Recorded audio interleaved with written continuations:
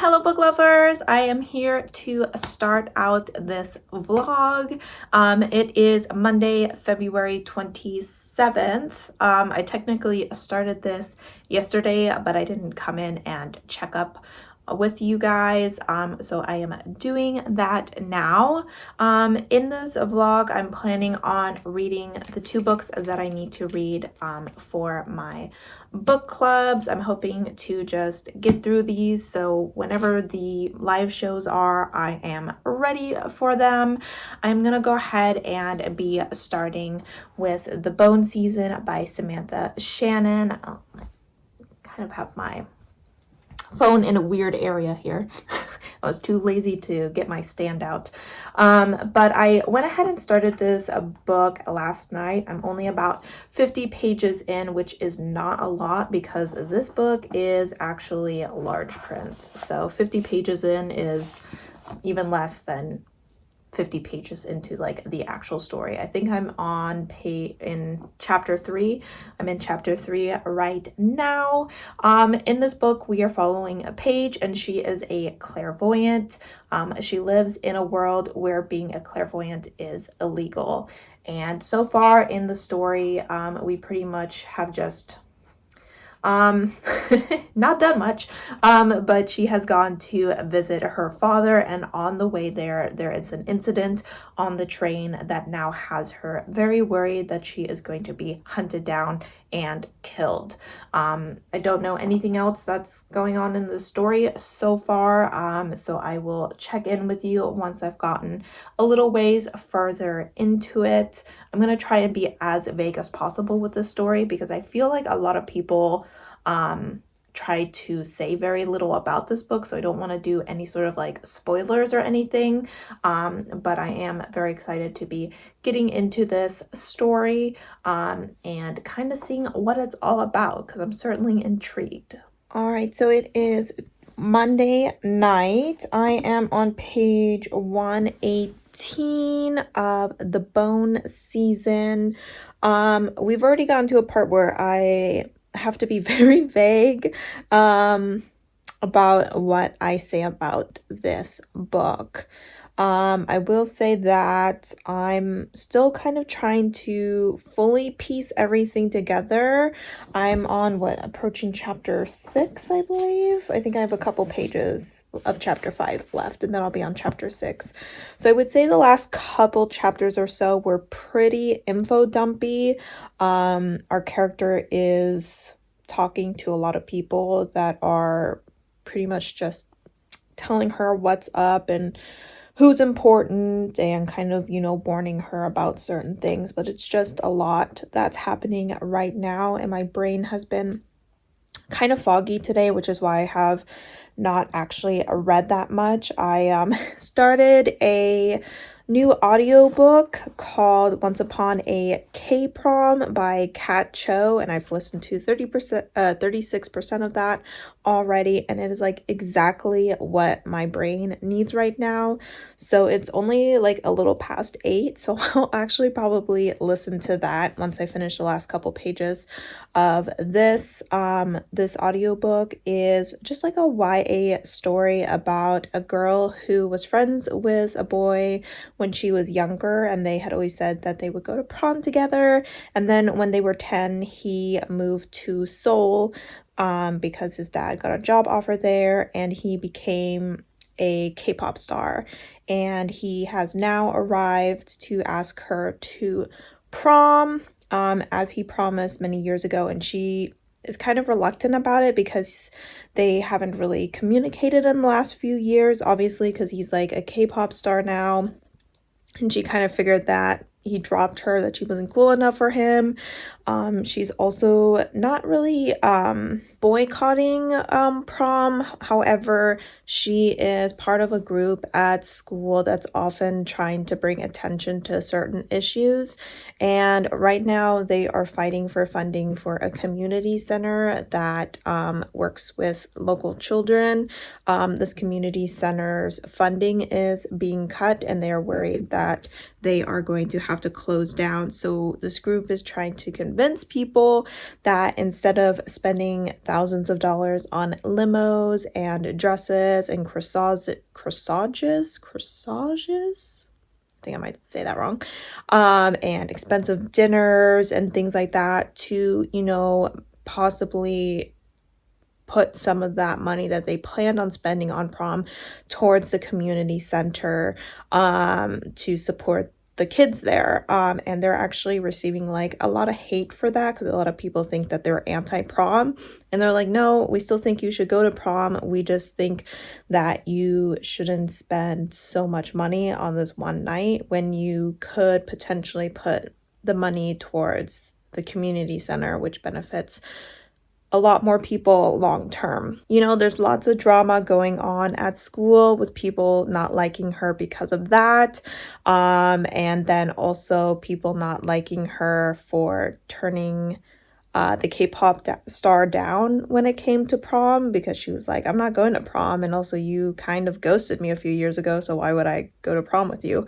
And now we're just kind of getting to the part where he's trying to like rekindle their relationship in hopes that they can be friends again and that she'll agree to go to prom with him and all that jazz.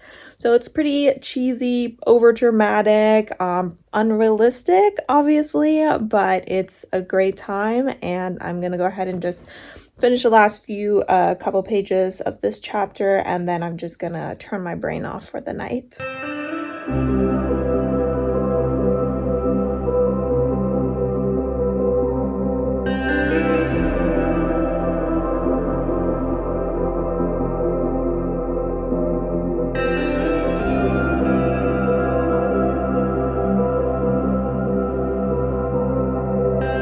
Hey guys, I think it's been a little while since I checked in with you. It is Wednesday afternoon. I didn't do a lot of filming in the last day or so because I had some technical difficulties. I was using a specific app to help me transfer my videos from my phone to my computer, and that app had an update that then no longer allowed me to do that, so I needed to figure out a new way to get them over there. And I was just not filming a lot just in case I couldn't find a solution, but luckily I did, so crisis averted. But I just wanted to pop in real quick. I'm not going to talk about the bone season yet. I have not made too much progress on this. I'm only at page like 240-ish at this point, and I want to wait until I'm at least halfway through. So in this book, that'll be around page 330 before I give my up-to-date thoughts on it. I did want to say that I did finish my audiobook today, which was Once Upon a K-Prom by Kat Cho.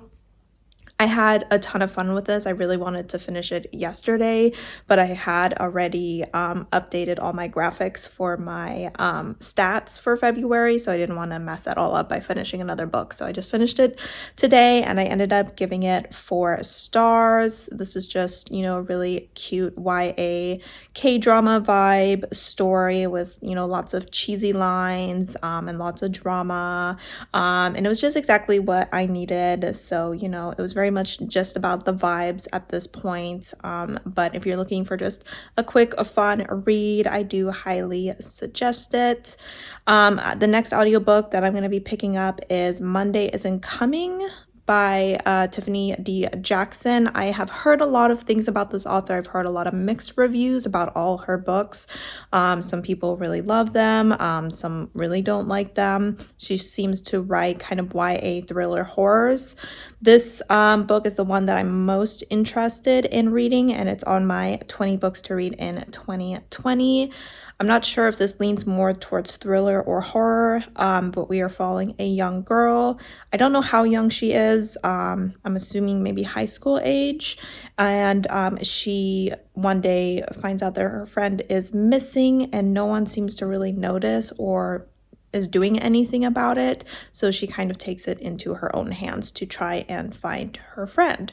So I'm very intrigued by that synopsis, but I will let you know my thoughts on that once I get started with it, and we'll jump back in once I do a bit more reading of the bone season.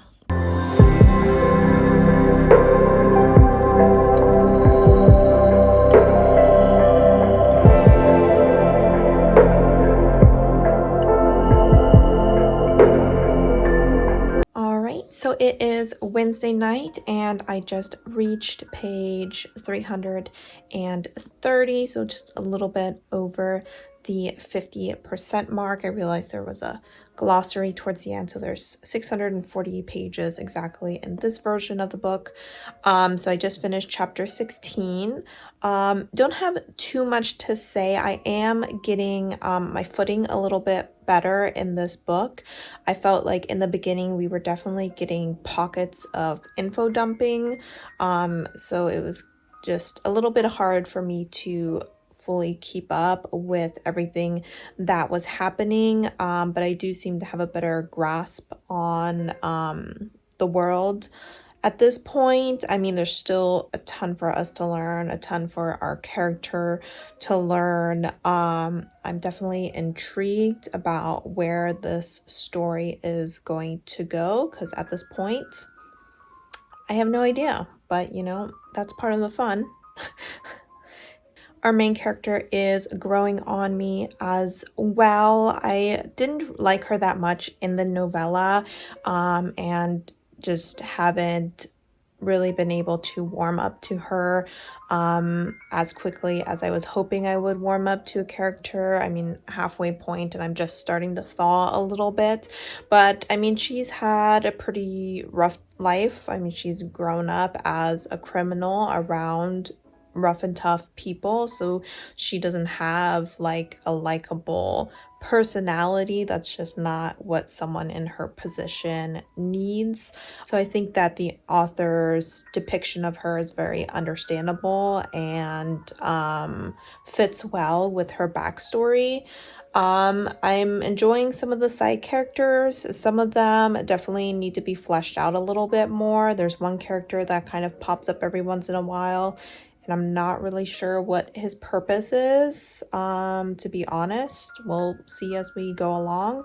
But I am enjoying the mentor-like character. He's definitely growing on me as well. I'm a little concerned that it may be a romance situation, which we'll see. We'll see how I feel about it. I feel like I could definitely warm up to the idea, but at the same time, I don't think I would be completely against the series not having romance in it. But you know me, I'm a romance girly, so I won't be too against it if it happens. But other than that, I don't think I have too much left to say. So I will let you know when I finish this book, and my final thoughts.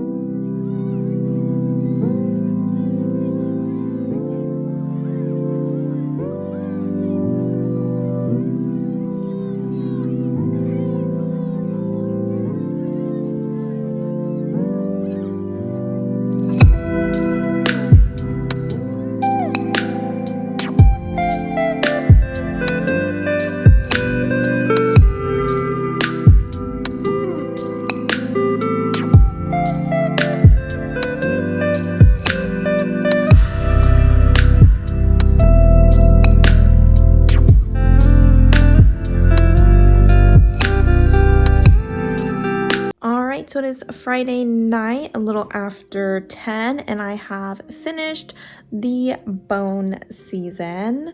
I think I'm gonna give this a 4.5 stars. I was kind of going between 4.5 and 4 stars because I would say the first half of it was like a solid 3.5, but I really think that the second half of this book was really strong, and really entertaining. All the characters really grew on me. I thought that the plot was very interesting, and I'm a little bummed that I won't be reading the next book for a couple months. I think that the live show for the next book is, so this one, May, so I probably won't read the second book until May. But I had a good time with this. I do think that my Goodreads review will include spoilers. So I always have my Goodreads linked down below, so you can go ahead and check out my thoughts on this. But great time. If you haven't read this series yet, highly suggest. I also just wanted to let you know that I am 36% into Monday Isn't Coming. I feel like I'm putting a picture of it here. However, this book I'm enjoying. It's not quite as thrillery or as much horror as I thought it would be. I would say at this point it seems more contemporary, with some suspense included into it. When it said in the synopsis that people were like not really noticing that Monday was gone, I almost kind of thought that they would be denying her existence, but it seems more like they're just making excuses for why she's not there. And some of the people are very much taking her absence serious and others aren't. So it just doesn't seem as intense as I thought it was going to be. I mean, I think a lot of this book will hinge very much on the ending, and seeing what exactly is going down, because something sketchy definitely is. But yeah, it just doesn't have the intensity level that I thought it would. But I am still having a good time enjoying our main characters, and, you know, watching her as she's struggling with a friend that she was very heavily relying on for the majority of her life. Her friend was helping her with a lot of things, and keeping a pretty big secret that she was very ashamed to share with the world. And so her world is changing very dramatically without the presence of this friend, and it's definitely an interesting journey that we're going on. So I'm enjoying it, even though it's not quite what I expected. But anyway, I'll probably be heading to bed soon, so I will check in with you tomorrow when I start my next read. All right, so it is Saturday, almost 2 o'clock. This morning I went to the gym with my mom, and then we did some chores, and I just filmed 2 videos. I'm probably gonna film a third today, but my voice needs a little bit of a break, so I'm gonna do a little bit of reading. So the next book that I am picking up is for Is Bailey Reading's Shelf That Book Club, and it is called Briefly a Delicious Life by Nell Stevenson. Now, I've heard a few people talking about wanting to read this book, but I don't think I've heard any actual reviews about it. So I'm going into this relatively blind, don't know really what to expect. This seems to be historical, paranormal, queer. So this book follows a ghost who died in the 1800s, 1838, and she has been haunting this specific village for quite some time, and one day a writer shows up with her lover and kids, I think, and this ghost falls in love with her. I don't know exactly what else is going to happen. It says, when I was alive, I lived in a time of beautiful men. After I died, I found myself in a time of beautiful women. So sounds interesting. It is relatively short and the writing isn't too terrible. It does look a little small compared to my ginormous text that I was reading in the bone season.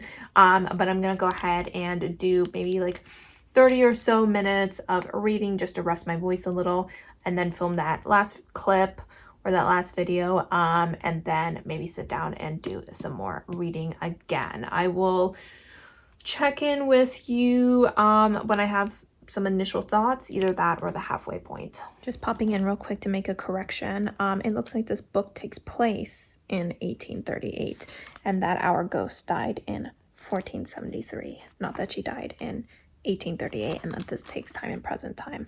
So yep, just a quick correction.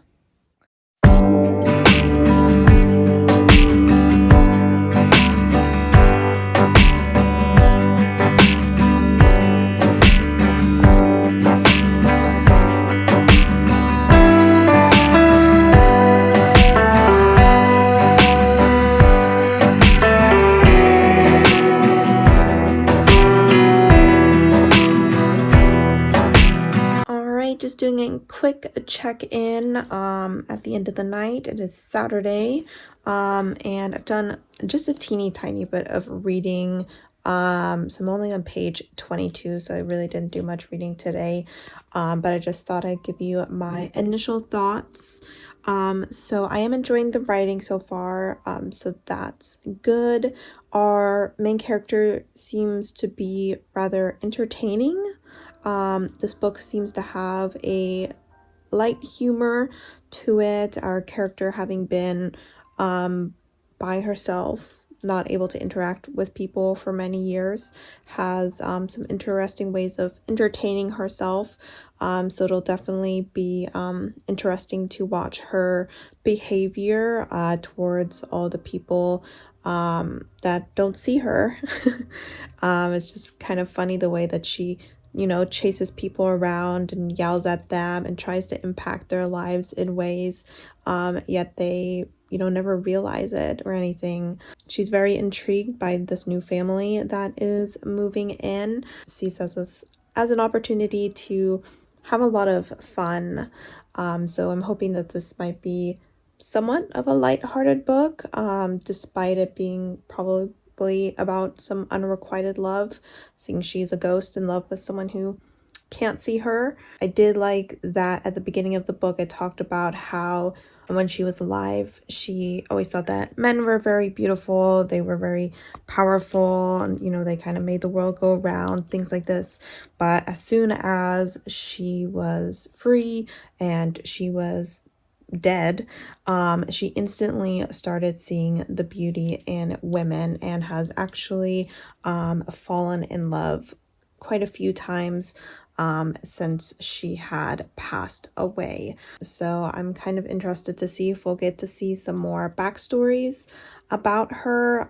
It did flashback to her first love that she experienced, and the frustration that came with watching this first love get married and be in a loveless and abusive relationship, as well as watching her age and eventually die. So it would be kind of a interesting concept to kind of watch her as she is experiencing love in real time in the present, as well as getting snippets of past loves as well.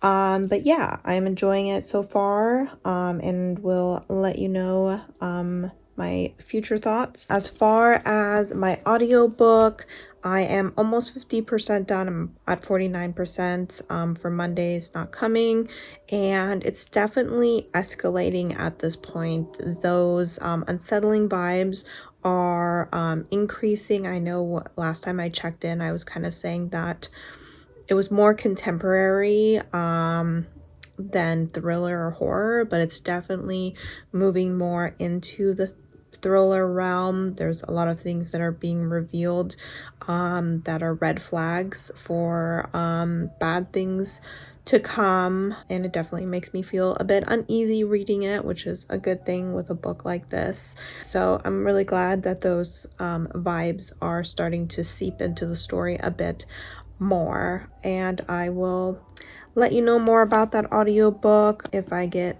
through it some more during this vlog.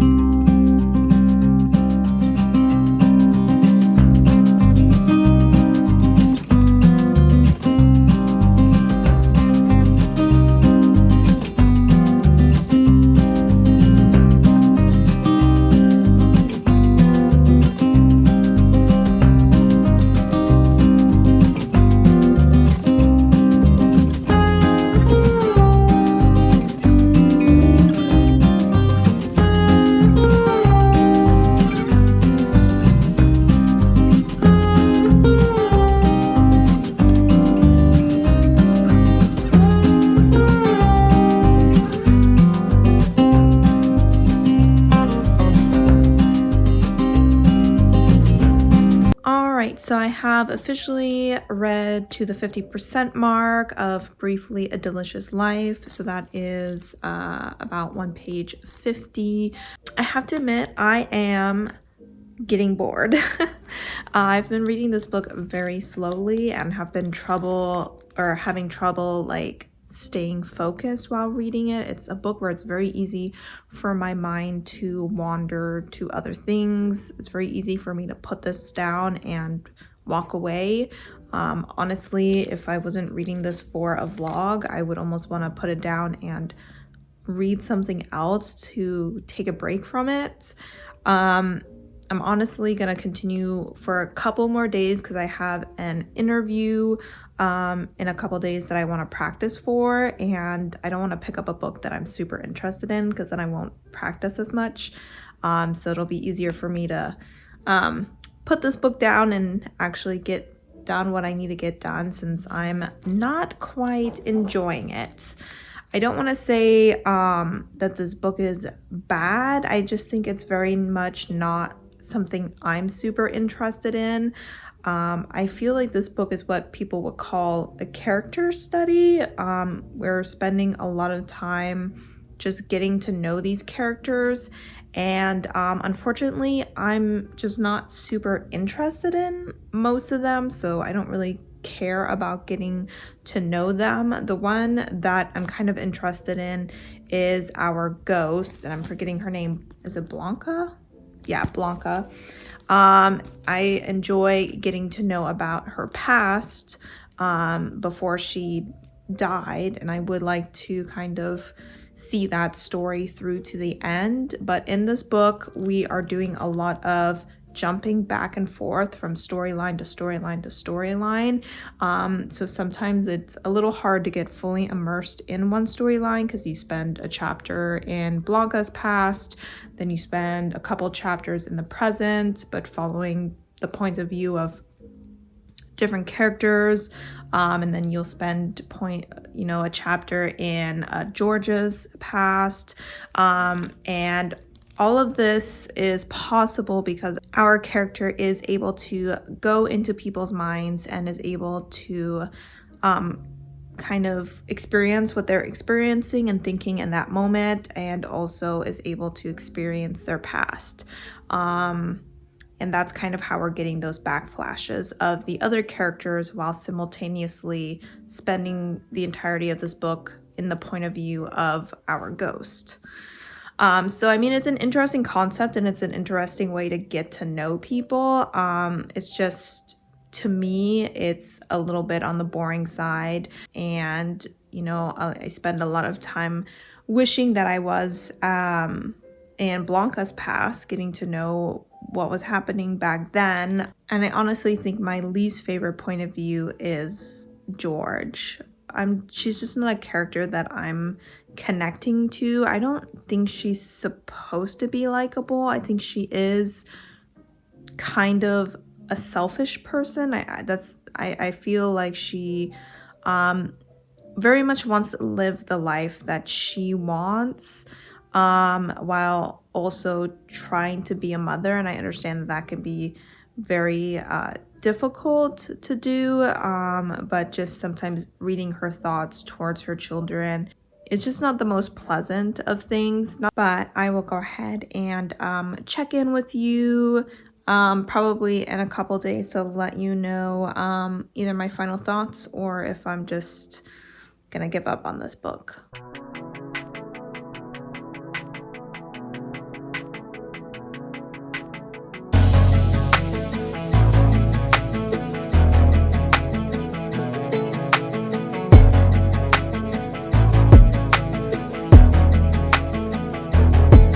Alright, so it is 5 o'clock on Tuesday. I just got off work and I'm gonna head to the gym soon, but I wanted to do a couple updates. The first is that I finished my audiobook, which is Monday Isn't Coming by Tiffany D. Jackson, and I am gonna give this 4.5 stars. I think I mentioned earlier that the rating of this book would depend very heavily on the ending, and I thought the ending was really good, made me tear up. It was very sad, pretty disturbing, and it wasn't one of the endings that I predicted. I had a few ideas in my head this was not one of them, so it definitely shocked me. So definitely an impactful ending. I really enjoyed the reading of this book. I thought it was very suspenseful. I was very eager to figure out what happened at the end. I think I read about 3 hours of it today. So I haven't touched my physical book today, by the way, because I was completely focused on reading this book, but I had a really good time and I highly recommend it. I don't know if I'll try any of Jackson's other books. I know her book Grown is one I'm not super interested in, but I think she has another one called White Smoke that I was interested in. I think she was the author of that, but I'll have to double check on her backlist because I think there was another one of her books that I want to check out. But yeah, just wanted to let you know that I finished that and had a good but bad time reading it, if you know what I mean when it comes to those thrillers. The other thing is I got my book of the month book. I just want to let you know the 2 books I got. I am canceling my subscription moving forward. I just don't often use it, to be honest, and I have a ton of them on my shelf that I'm just not really getting to, so I'm just gonna cancel it. Maybe in the future I will get it again. I do think it's, you know, a great subscription box, but it just doesn't work that well for me specifically because, one, I don't really like hardbacks, and I don't read a ton of literary fiction or historical, and they do have a lot of those kinds of books, and they're romance books. Even if I'm interested in, I never really read romance as hardbacks, so I never really get those. But this month I went ahead and selected one so I could use up my credit and cancel, and then I also did an add-on. So the first one that I got is The Adventures of Amina Al-Sarafi by S.A. Chakrabarti. I do have her what's it called, City of Brass trilogy on my TBR, so I don't know if I'll read that first, probably, because I think this is the start of a series, isn't it? Or is it a standalone? I don't even know. I just got this one because I've heard it making the rounds, and I wanted to select at least one book. Also, I think that this cover is really cool, so I think it involves pirates. I haven't read too many books with pirates, so I'm not really sure if that's a theme I like. I know I like Our Flag Means Death, and Pirates of the Caribbean. So, you know, we'll see. Maybe I like it. I'm interested to see how that goes. And then the other one I got is a book. I wasn't sure if I wanted to get the physical book because I've heard a lot of people saying the audio book is good, but I have to admit I just really like the cover, and so I want it on my shelves. And that is The Hacienda by Isabel Canas. This is a book I've heard really good things about, actually. It seems to have kind of Jane Eyre or Rebecca vibes, where we have a woman who is marrying a wealthy man in hopes of making life for her family better. I think her father had passed away, and when she shows up at his house, things get a little bit creepy. I also hear there's a hot priest in here, so I am definitely excited to give this book a try. All right, so I'm gonna head off to the gym and I will check in with you whenever I make some progress in my physical book.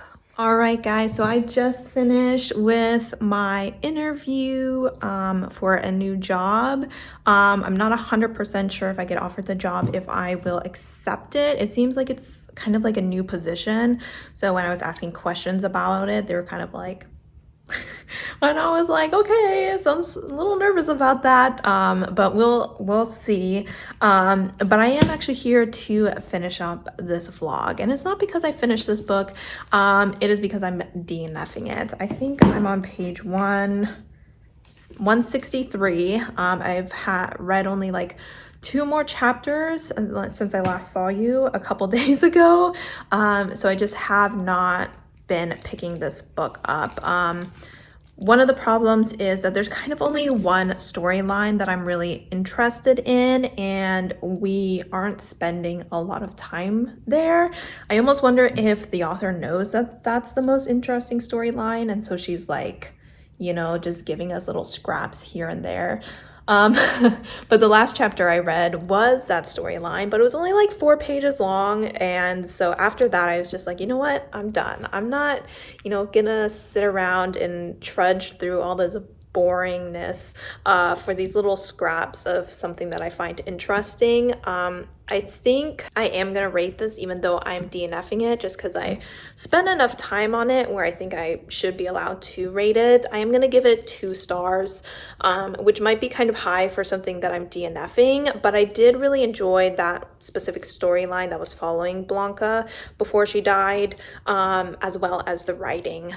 A bit of a bummer that I'm DNFing this because, one, it's for a book club.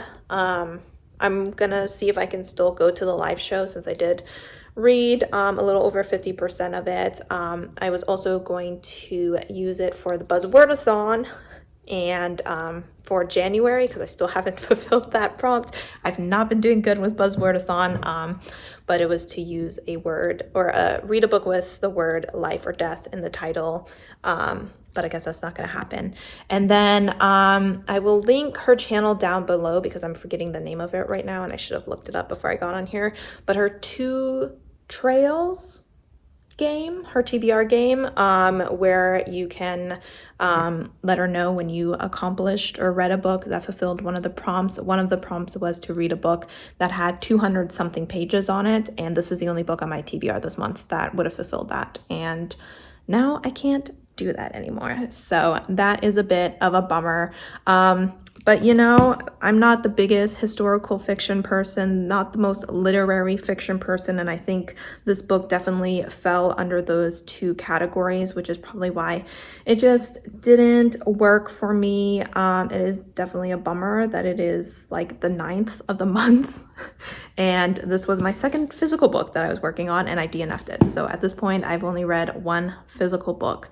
But I have a lot of exciting books on my TBR this month that I'm very eager to get to, which is why I'm just not willing to waste any more time on that book.